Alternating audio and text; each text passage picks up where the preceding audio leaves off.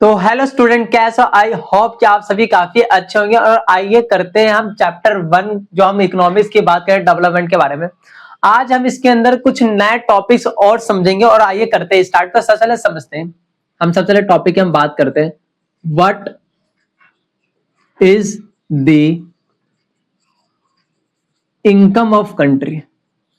हम पहले टॉपिक समझेंगे कि कंट्री की इनकम क्या होती है। देखो, कंट्री की इनकम का अगर मैं पॉइंट ऑफ व्यू से बात करूं, बेसिकली क्या होता है कि टोटल इनकम ऑफ अर्निंग, मतलब टोटल अर्निंग बोल सकते हैं ना। टोटल जो इनकम होती है, जो अर्न करते हैं वहां के रहने वाले लोग, वहां के जो लोग हैं जिस इनकम अर्न कर रहे थे, इससे क्या होता है, वो इससे हमारे कंट्री की जो जीडीपी होती है वो क्या होती है, बढ़ती है।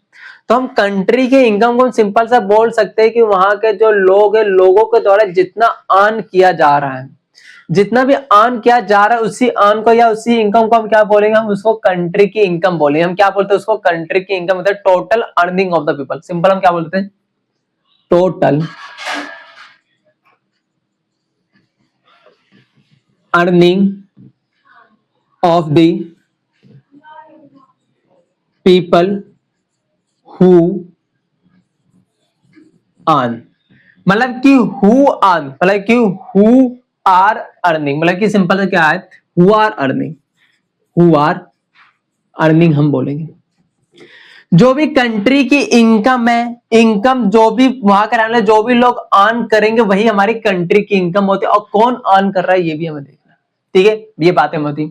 जब इसी के अंदर हमें एक टर्म और समझना होता है जिसको हम बोलते हैं एवरेज इनकम कहते हैं।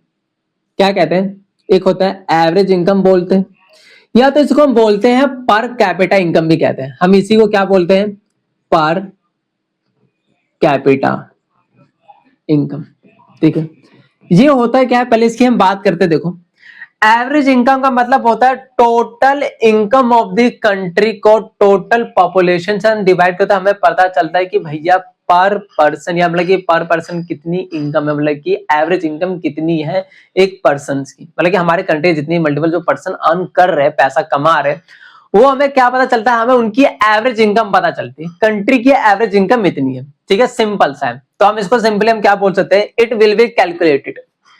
हम बोल सकते हैं इट विल बी कैलकुलेटेड, है ना। इसको हम क्या करते हैं, calculated based on money. Based on money किस पर हम कैलकुलेट करते हैं, मनी के ऊपर हम कैलकुलेट करते हैं। बेस्ड ऑन मनी, या बोल सकते हैं based on money earn per person, है ना। अर्न पर पर्सन, पर पर्सन कितना कमा रहा है वो हम देखते हैं, ठीक है। हम क्या करते हैं, per person in the specific area, earn per person in the specific area,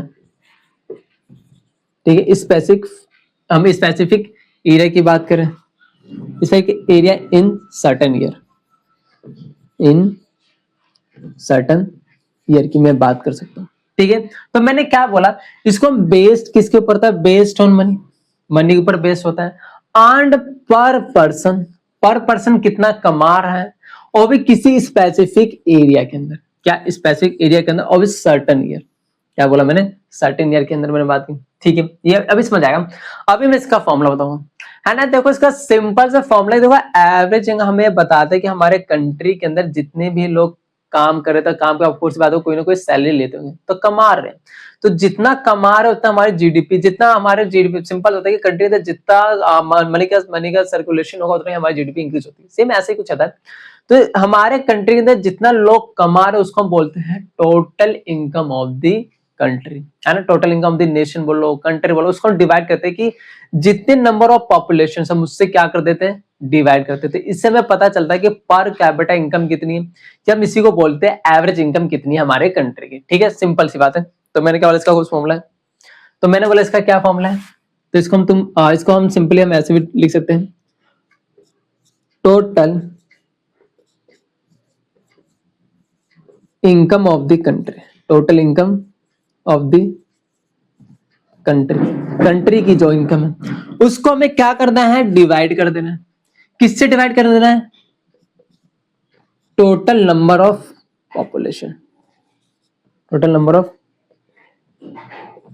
population से, क्या? ठीक है, ये बातें यहाँ पे क्या होती है, हमें समझ आती है कि टोटल पॉपुलेशन कितनी है ना, टोटल पॉपुलेशन मतलब टोटल नंबर ऑफ पॉपुलेशन।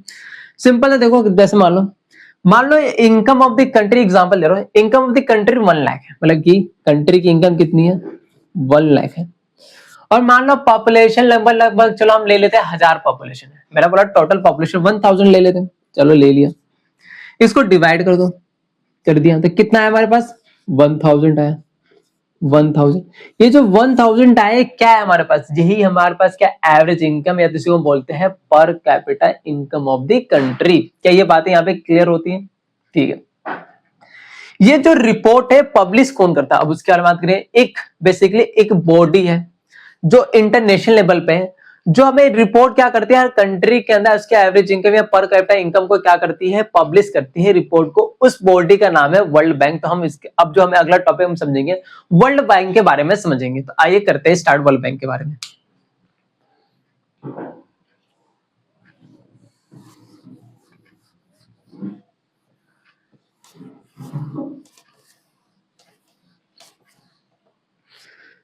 तो हमारा जो नेक्स्ट टॉपिक आता है वर्ल्ड बैंक समझेंगे, किसके बारे में, वर्ल्ड बैंक। ठीक है, आइए इसके बारे में समझते क्या है वर्ल्ड बैंक। देखो वर्ल्ड बैंक ऐसा है, मैं बोलूं तो ये क्या है, एक फाइनेंशियल इंस्टीट्यूशन है, एक क्या है, एक इंटरनेशनल फाइनेंशियल इंस्टीट्यूशन है। ठीक है, ये भी बैंक की तरह वर्क करता है, जैसे कि हम देखते हैं हमारे कंट्री के अंदर बहुत सारे बैंक है, वो भी कुछ ऐसा ही, मतलब कि सिमिलर तो नहीं बोलूंगा बट इसकी तरह कुछ फंक्शन होते हैं। उनका भी काम क्या होता है, उनका भी काम होता है प्रोवाइड्स लोन्स, ग्रांट्स, एड्स। ठीक है, बेसिकली क्या होता है, देखो ये जो वर्ल्ड बैंक होता है ये भी एक बैंक ही है। नॉर्मली क्या करता है, ये उन कंट्रीज को पैसा प्रोवाइड करता है जहां पे में बहुत एक्चुअल लेवल पे पॉवर्टी दिख रही है, जहां पे इंफ्रास्ट्रक्चर डेवलप करने का प्रोजेक्ट होता है। जैसे कि समटाइम्स हम भी वर्ल्ड बैंक से लोन लेते हैं, हमें भी कभी कभी कुछ कंट्रीज को ग्रांट एंड एड से मिलते हैं, अभी बताऊंगा। तो जैसे कि हमें कहीं पे इंफ्रास्ट्रक्चर का प्रोजेक्ट करना है, हमें रोड्स बनानी है, बिल्डिंग्स बनानी है, तो इन सभी प्रोजेक्ट को करने के लिए हमें क्या चाहिए होता है, मनी। मनी क्या होता है, ये जो बैंक्स होती है ये हमें बेसिकली मनी प्रोवाइड करती है। क्या प्रोवाइड करती है, मनी प्रोवाइड करती है ना। तो ये इनका सिंपल सा हम बोल सकते हैं, वर्ल्ड बैंक का सिंपल सा गोल क्या है, पॉवर्टी को रिड्यूस करना और उस कंट्री के इकोनॉमिक के अंदर डेवलप करना, डेवलपमेंट करना है ना, इकोनॉमिक के अंदर ग्रोथ करना। ये किसका फंक्शन होता है, ये वर्ल्ड बैंक का फंक्शन होता है। ठीक है, तो आइए हम जो बात हमने समझा है उसको नोट डाउन भी कर लेते हैं। मैंने पहला फंक्शन क्या बोला, ये क्या एक इंटरनेशनल फाइनेंशियल इंस्टीट्यूशन है, इंटरनेशनल फाइनेंशियल इंस्टीट्यूशन, ये भी बात हमें समझ आ गई। ठीक है, उसके बाद मैंने क्या बोला था कि वर्ल्ड बैंक जो है प्रोवाइड्स करती है, क्या प्रोवाइड्स करती है, प्रोवाइड्स चाहे लोन हो गया, लोन्स हो गए,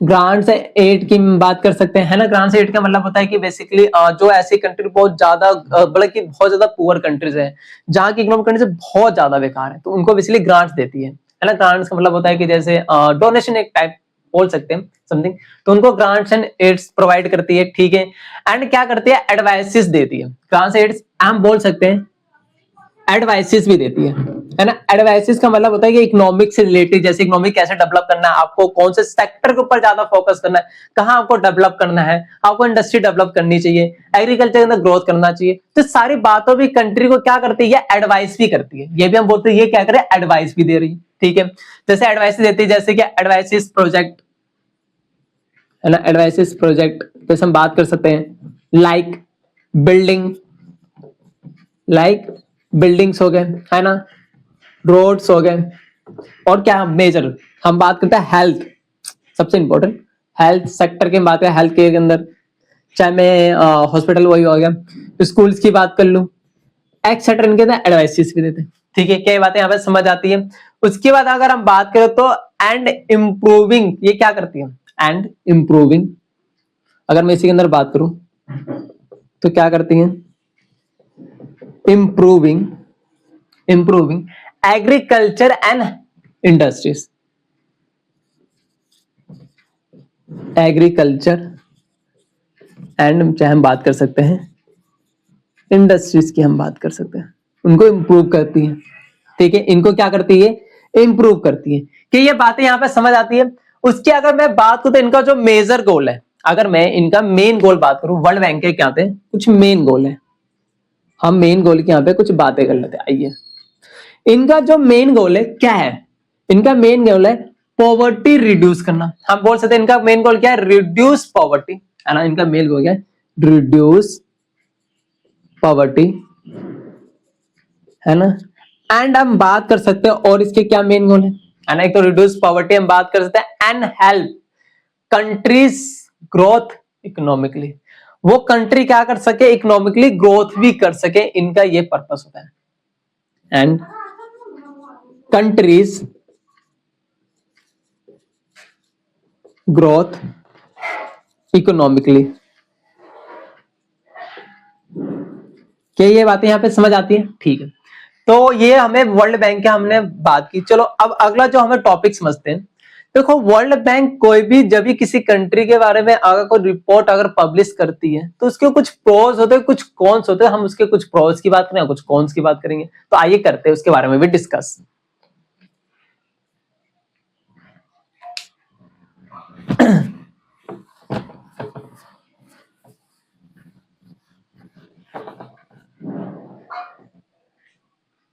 world bank development report,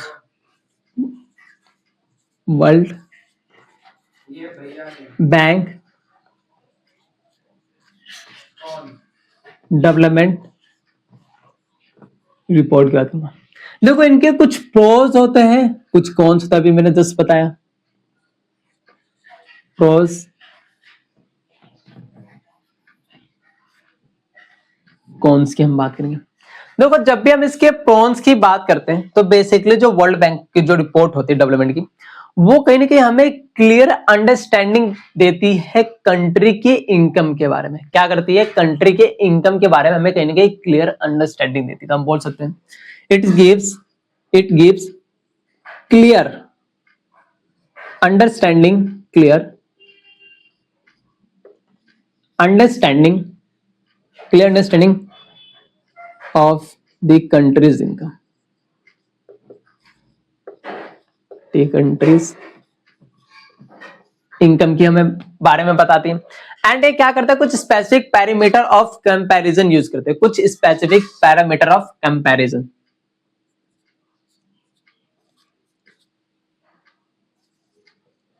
specific parameter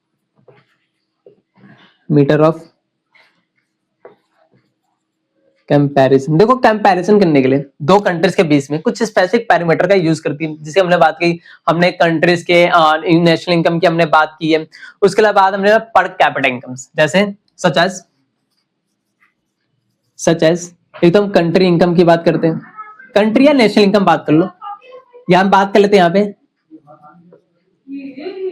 national income की हमने बात कर ली यहाँ पे, या मैं बात कर सकता हूँ per capita income, per capita income की मैं बात कर लेता हूं, ठीक है। तो ये कुछ ऐसे मेजर्स यूज करती है दो कंट्रीज के बीच में कंपैरिजन करने के लिए।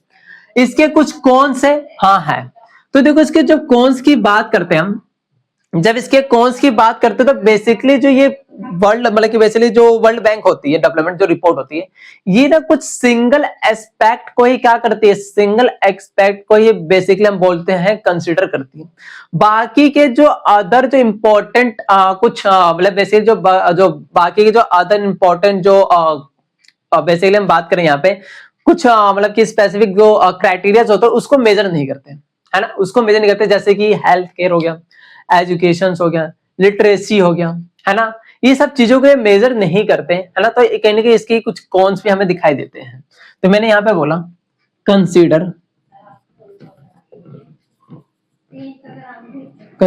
ओनली सिंगल एक्सपेक्ट को कंसीडर करती है ना। बट बाकी के जो इसके एंड जो नॉट अदर जो इंपॉर्टेंट जो है उसको कंसीडर नहीं करती है, and not other important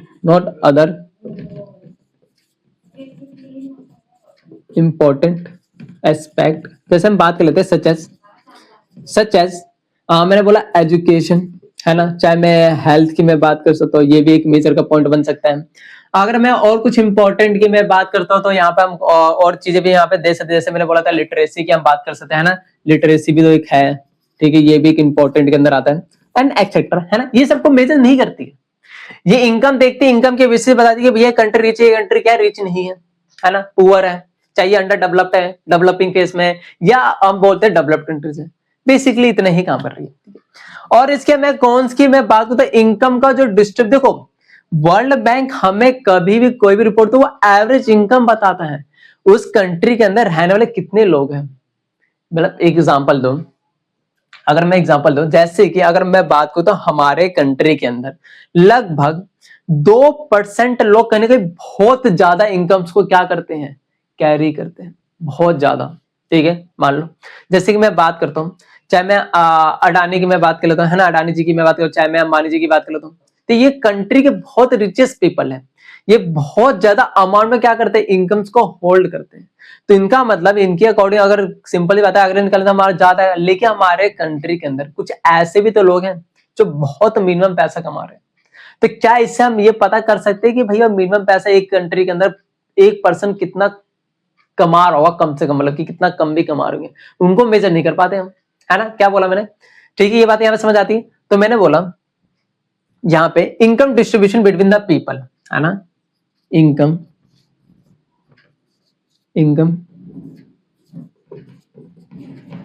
distribution, income distribution of the